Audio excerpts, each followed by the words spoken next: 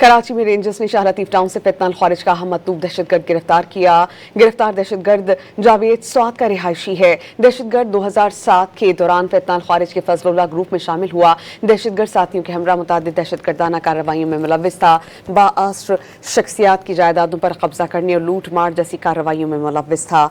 2008 में ऑपरेशन के दौरान मैंगोरा में रूपोश रहा और बाद में बैरून मुल्क फरार हो गया। 2022 में दहशतगर्दों ने बैरून मुल्क से वापस आकर दहशतगर्दी की कार्रवाइयों का आगाज़ किया। गिरफ्तार दहशतगर्द को मज़ीद कानूनी कार्रवाई के लिए CTD स्वात के हवाले किया गया है। इस बारे में आपको बताएं कि 2022 में दहशतगर्दी बैरून मुल्क से वापस आकर दोबारा कार्रवाइयाँ शुरू की हैं।